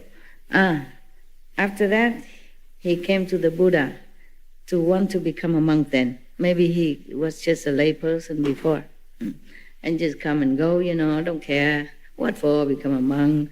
A monk eat one meal a day. How can I bear it? I stay at home. I still have this and that. I eat good food and still can get enlightenment. You see? The Buddha did not say that all of us have to be monks in order to have enlightenment and to reach Buddhi. So why bother, Only then it hit him and he ran to the Buddha, became monk. And the kasaya means the big robe, the most outer robe of the monk. It's like a blanket. Before, you just wrap on your shoulder. Nowadays, they make a button or something here so that it don't fall off. It's just a blanket that mostly Hindu monks still using it. They have a blanket, they carry it on their shoulder. So it's convenient, And then monks, they have it. They carry it everywhere. They can spread it on the floor to sleep. They can cover themselves. Or they can cover when they take a bath in the Ganges, so they don't be too indecently exposed, or change the clothes, something like that. Finally, until this day, in some country it become like a must-have, but it doesn't have that practical function anymore. Because in India at that time you have only one inner garment, maybe another cloth or inner garment, and then outside you have this. And you cover yourself from the shoulder on down all the way to your feet when you walk. It's for distance. And also when it's too hot, you cover shorter, for men it's easy. The Hindu monk, they have that, okay? They have only maybe a short or a long cloth underneath, and they have a kasha. Some have more, maybe a t-shirt on top, saffron color or pink color, or maybe not, just that this wrap around, and they use it for many things, to even filter their water. They use a corner of it, pour water into their gourd or something, or their bowl to filter. In the old time they do that because they don't have other means. Especially if you are wandering monk, how can you carry all kind of filter bottle, filter machine with you, nah? Or here you have a filter water, clean, yeah, very good. So that's called a kasha, And nowadays they make it more official, and in the old time the kasha will wear out sometimes, and the monks, of course, will mend it with their little part of cloth. And the more patches, meaning the older, more senior in the monkhood, And nowadays they all sew it all up for you already. Many, many pieces on your kasha. Just symbolic, mean that you mature in monkhood, that you are bichu and bichuni. Yeah. But in the old time, there was a very practical piece of clothing for the monks and for the nuns. Yeah. The nuns, of course, has to wear more. The monk is easy. Even just that is enough. And they wash it and they wear it immediately. Mostly they have only that. They don't have double to change. I had almost like that when I was in Rishikesh, except it's white. I had 2 pairs. Because if a woman, you get wet, it clings to your body. It's not good. So if it's wet, I change. So I have 2 pairs, but very thin so that I can carry around, okay?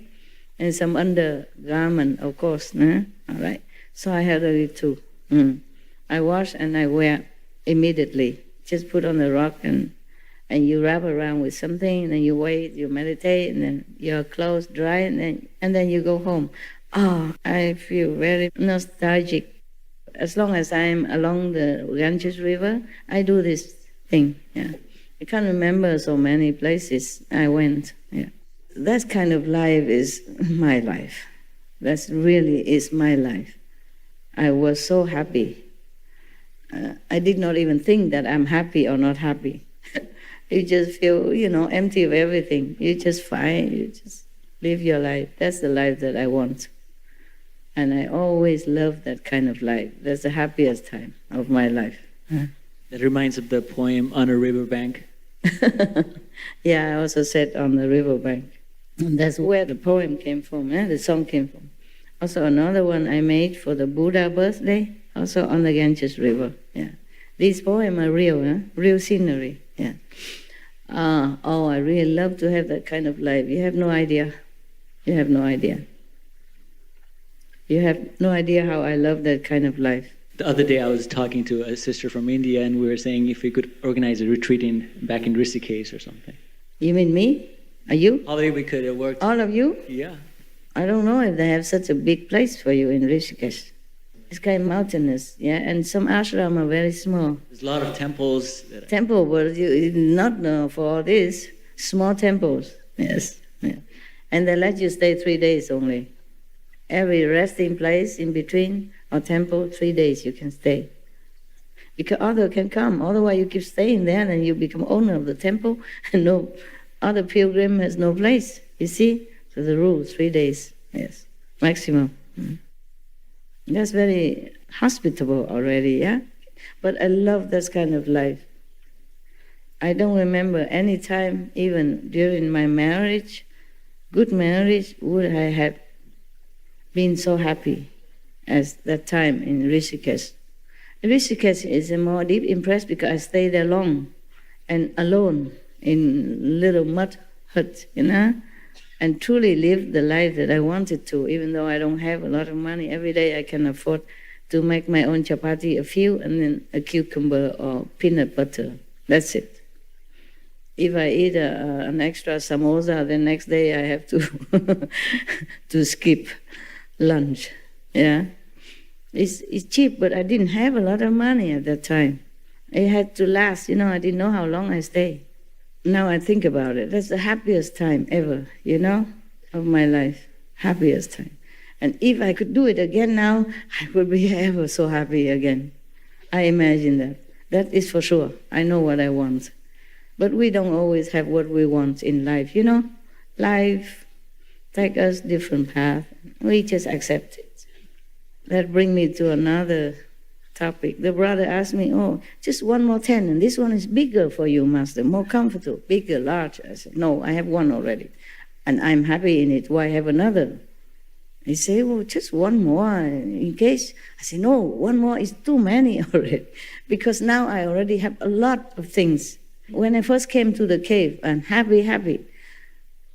I have only a few pair of clothes hanging on the string at the window, I don't even have where to hang. I tie the knot between one door and one window to make it like a triangle, empty spot, so I can hang a few pair of clothes. Yeah, and I intended to live like that. And because I forgot that I need to go out and appear in the public and then conference, this and that. And then so they bring clothes in, and then because a cave was leaking, originally I put clothes somewhere else, so I don't want to put it in my cave. I want my cave just empty like that, as is. I don't even want one more chair inside, just sit on that step so that I can use it also to climb high if I need. But then they brought in a big television. Fine, okay, it's good for me to check out sometime SMTV. And then later, because of my dogs, I have to move my dogs to where I put the clothes before. I used to live in the VIP house and one room and put all the clothes in there. That was temporarily during the first retreat. I don't want to stay there. I didn't want to. Any houses, don't want to. And have garden and lock gates and everything, So then I moved to the other empty house. But then the dogs came and they want to see me, and I don't want to go to the VIP house to see the dogs. The dogs stay in the VIP house. I stay in the cave. So I have to move the dogs there so that I can see them often to see if they're okay or not okay, if they're well taken care or not. You can see that if you see them often, And every day I go there and make it into my office, But that only when I see the dogs. And when I don't see the dogs, then I bring work back to the cave and work there. Also there is electricity, light. They put it in. Before I don't have. If I don't have to work, I don't need electricity either. When I first came, I did not even have this heater fan. Nothing. And okay for winter too. If you zip the tent down, then you don't feel that cold. Just a little bit more clothes or more blanket. They brought me three very thin fleece kind of blanket. Sleeping bag actually type, but I zip it all out and make it. I pin them together, 3 into one blanket. I didn't want to bother take another blanket in anything. I use them all like that, and it was okay. It's a little chilly, but it wasn't all bad. When you're tired, you come home, you just drop dead. Meditate and then drop dead. You don't feel too much discomfort. And then slowly, because of work, and then I have to move all the clothes back to the cave. And now I have even these plastic closet, But plastic, thank God, But that's it. That's what I have now. Nothing more. Because of the clothes, to protect these delicate clothes like vegan fur and stuff like that. So he wanted to squeeze that tent also inside there. I said, no, please, don't make me sacrifice more than I already do. I said the clothes and the closet now that we brought newly in is already my limit of sacrifice for all this, okay, for my cave. No more, please take. He did not understand, so I had to tell him that. These clothes and closet already a sacrifice for me. So if you put another tent here now, it's a bigger sacrifice. Don't force it. I don't want it. If I can, I would throw everything out in just a few pair of clothes. That's all, then I'm happy. But I cannot, so I have to accept it.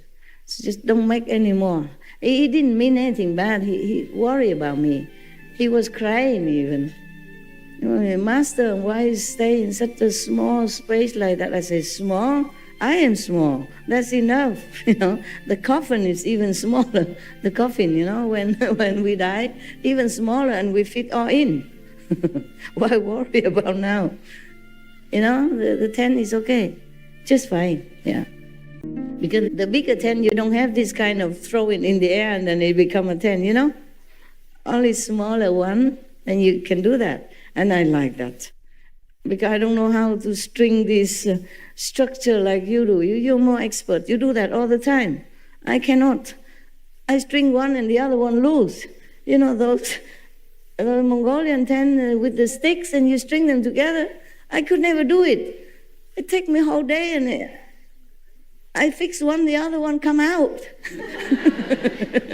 They call it a 10-minute assembly kind of tent, but it takes forever. Yeah, they have a stick like this, many sticks, and then you string them together.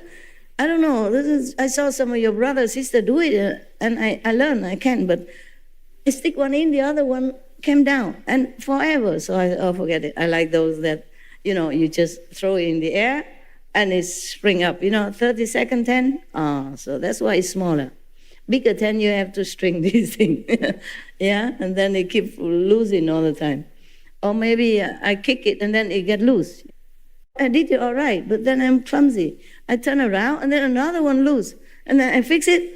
And I probably fell down something, and so many other, they all crumble and loose together. I said, oh, forget it. I don't want ever this tent again. We use that tent for outdoor meditation as well. Others string out. Oh, that's the best. 30 seconds. That's the best. That's the best. Just string it out. No work, you know. I like things that are simple and no work. Yeah, I like things that are simple. I don't even like furniture in my house. So that's as far as I can bear already, you know. These cupboards for hanging clothes. Another tent, oh my God. And this big tent even, with this stringing stuff. I was sure I had fun with it for many days. Even if I succeed, it probably take me 3 days. I probably have to tape it. Like you string it and then you use a sellotape to tape it to make sure it don't come out. I probably have to resort to that. So I say, oh, no, please, take it out. It take up space, you know. It feels so clustered, yeah? I don't feel comfortable. And a cave even. And it's a very bright orange, yellow tent. Not that I could even overlook it, you know? And the cave, it looked big, but it's big column and all that inside. They used to put statues of Bodhidharma and the 6th patriarch of Chinese Zen Buddhism.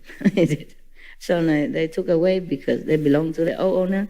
So there are these kind of platform still there. I use them for putting my tent on.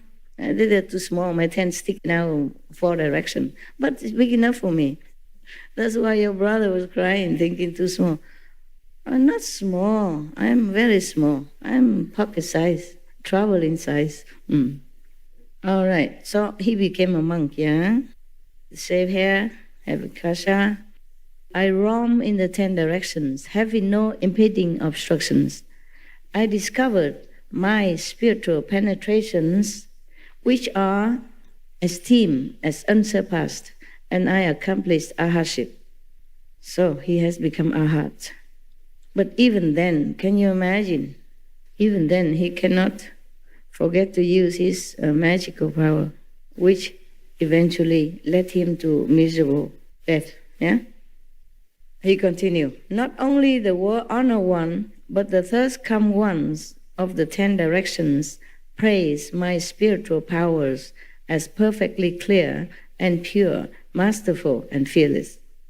The Buddha asked about perfect penetration by means of a spiral-like attention to the profound. The light of my mind was revealed, just as muddy water clears. Eventually, it became pure and dazzling. This is the foremost method. So that's his meditation method. Now, next monk. Any question about that? Anything I forgot to tell you? You see, he saw the light inside already. If you see the light, that means you already contact with the Buddha nature, no? That means you're enlightened already. Just that. But he has more. He has more than just seeing the light. So the Buddha certified him as arhat. If you don't see the light, that means you're not anywhere yet. Except when you're in the 4th level and maybe it's dark over there for a while until you fumble around and see your own light, then you'll be okay. Next monk, Achusma came before the Buddha, put his palms together, bowed at the Buddha's feet, and said to the Buddha, I can still remember how many kalpas ago. Oh God, aren't we envious, nah? Always there to remember all the kalpas, numerous. I was filled with excessive greed and desire. There was a Buddha in the world at that time named King of Emptiness. He said that people with too much desire turn into a raging mass of fire. He taught me to contemplate the coolness and warmth throughout my entire body. It's another method. So when he meditated on this method that the Buddha told him, a spiritual light coalesced inside and transformed my thoughts of excessive lust into the fire of wisdom. After that, When any of the Buddhas summon me, they use the name Firehead because he has succeeded in transforming his desire, his lust into light. Therefore, maybe his head always emits light. They call him Firehead. That was many kalpas past. From the strength of the firelight of Samadhi, I accomplished a hardship. I made a great vow that when each of the Buddhas accomplishes the way, I will be a powerful knight and in person subdue the demons' hatred. Maybe that's why he's born at the time of the Buddha now, in order to protect the Buddha and his disciples. Maybe you don't need to protect the Buddha, but protect the disciples that following the Buddha who are not yet powerful enough to subdue the demon. The demons always hang around the Buddha. Yeah, they do like that. They also like to listen to Dharma, but some of them are so fierce. And if your level is not high enough, they might scare you or harm you. They rub off something.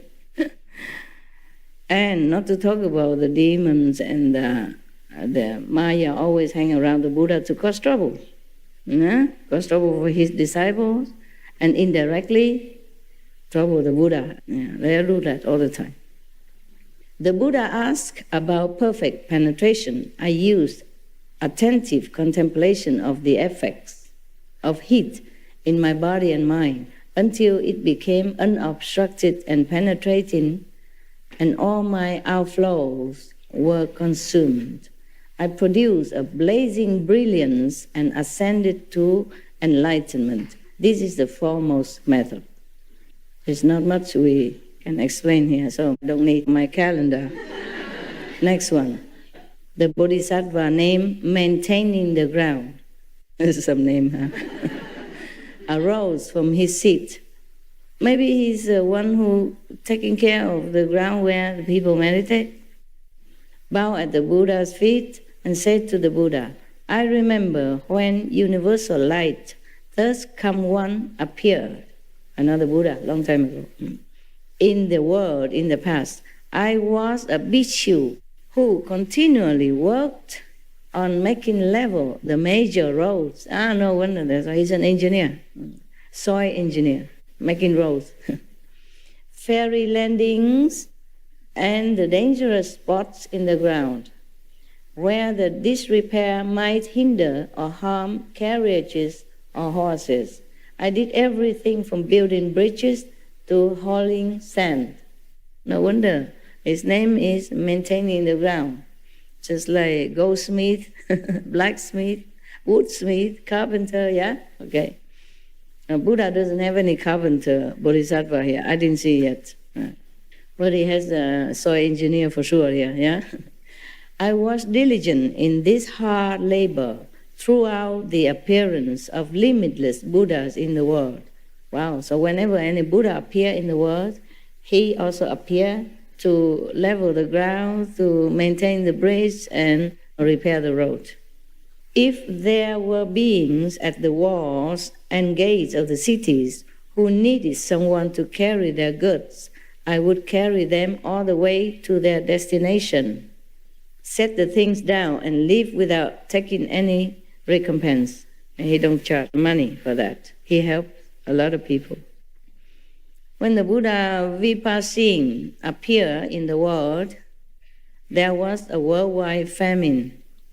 I would carry people on my back, and no matter how far the distance, I would only accept one small coin. If there was an ox cart stuck in the mud, I would use my spiritual strength to push the wheels and get it out of difficulty.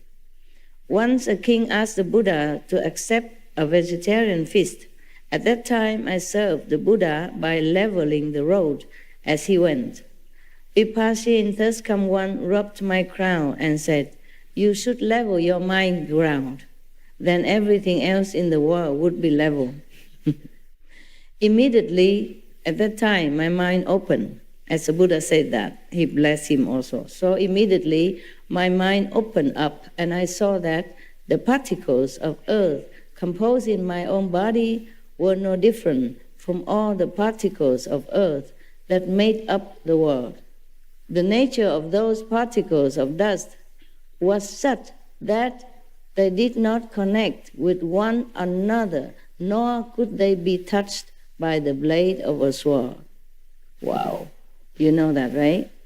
The atoms also, yeah. They look like they're thick together, but they're all separated. Even then, you cannot touch them, or you cannot separate them by the sword or a blade or anything. He saw that immediately, you know. I mean, the Buddha blessed him to have some glimpse of enlightenment, yeah. So, within the Dharma nature, I awakened to the patience with the non-existence of beings and phenomena, and accomplished a hardship. I brought my mind back to the extent that I have now entered the ranks of the Bodhisattvas. Hearing the third come one proclaim the wonderful Lotus Flower Sutra, the level of the Buddha's knowledge and vision, I have already been certified as having understood, and I am a leader in the assembly of that direction. The Buddha asked about perfect penetration. Upon attentive contemplation of the body and the environment, I saw that these two dusts are exactly the same. Probably he saw the atom. That fundamentally everything is the treasury of the third come one, but that an empty falseness arises and creates the dust. When the dust is eliminated, wisdom is perfected, and one accomplishes the unsurpassed way. This is the foremost method. So that's his method. Contemplate the body and the environment and split the atoms. That means atoms were discovered way before science discovered them. Yeah, the spiritual people know everything before science even begin. Yeah, all right. Okay, maybe another time. Take a rest, all of you also.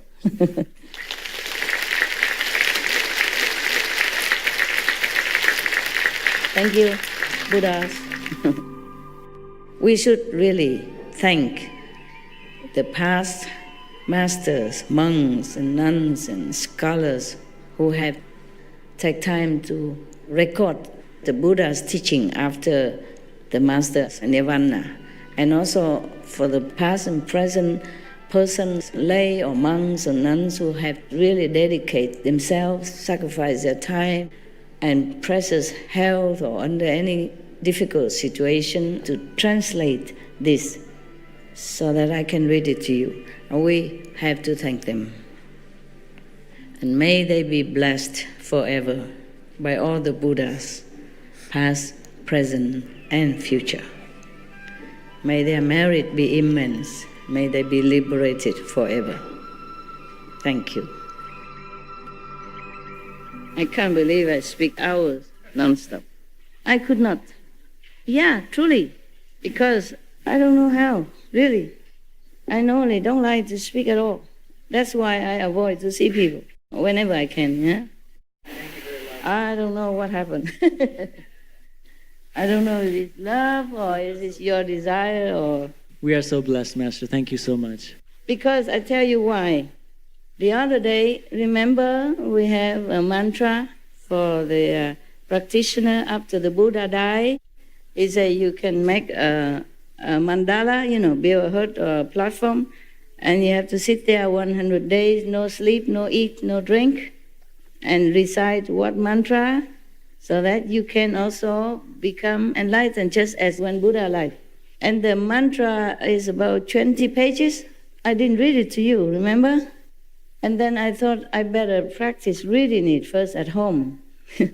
It's translated. I don't know if it's really 100% effective, even if you do it nowadays with this mantra. If you did not encounter Kuan Yin method and you want to do it according to Buddha instruction, I'm not sure if you can even sit 100 minutes, not to say 100 days, and then without eat, without drink, without sleep, and recite that mantra. Yeah, but nevertheless, I thought maybe one day I will read it to you to complete that. It's supposed to have also some benefit, okay? But then, so I try to read it at home first, so that when I read to you, it's smooth and not obstructed. I read only half. I feel very, very tired already. And the next day I read another half. I feel tired.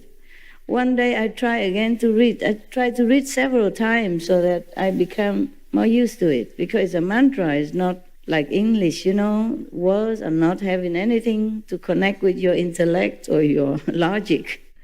I try to read. I read just maybe one time. That's it. I feel so tired already. I read loud, understand? Just reading even. Don't even have to think. Yeah. So tired. 师父，我可以讲一下吗？说。师父，我那时候求印心的时候啊，然后我要去印心的那个路上，我就往里面一直求，我就说师父，您是师父，我真心跟你求印心。那如果我累世修行的对我解脱、对我真正修行没有帮助，请师父就帮我拿掉，那于众生有利的再帮我留下来。结果我印心出来，我以前每天诵大悲咒，然后往生咒，那些咒我一个字都想不起来，一个字都想不起来，完全想不起来了。谁叫你乱求嘛？没有，可是我因为修行以后，从内在自己得到的东西，不是这一世用头脑去学的东西，都在。OK， 所以我知道那个咒语没有用，因为那个咒语当初有用，是因为传法的那个人才有用，传法的才有用。对，是真的是这样。对，所以我觉得我根本都忘光了。OK， 我印心前还一直在持，我持很多咒，了解。可是连最简单的当然都佛教很多咒了，都忘一干二净。对，然后连最简单的大悲咒，记得那个我也通通忘记了。啊，记得那个就好了。我还记得一些了，不过我不常用，不用。像那个喂那个恶鬼的时候，要念什么咒给他多喂出来的啊，都是弄遍识咒啊，给他而已啦，别的都我记得也不用。好，谢谢，懂了。She just wants to tell you that even if I read that sutra, if I read it to you, it might not be useful. Because before she initiates, she asks if anything useless, then please delete it for her. She asked Master to do that before initiation. And it's really, she forgot everything. Being a nun, you know many, many mantras. You have to. Yeah. You have to know many mantras, but she forgot everything after initiation. Truly, all deleted. Like computer. Dustbin. Okay, I see you maybe later. Huh? Maybe.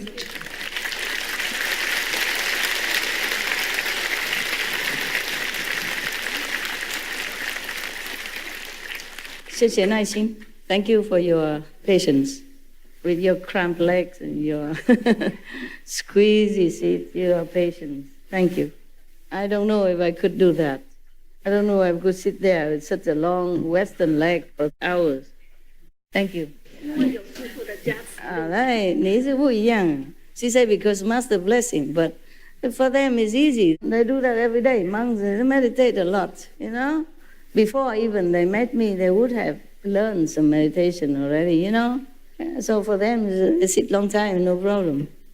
Yeah. For you, I really have respect, impressed. Thank you.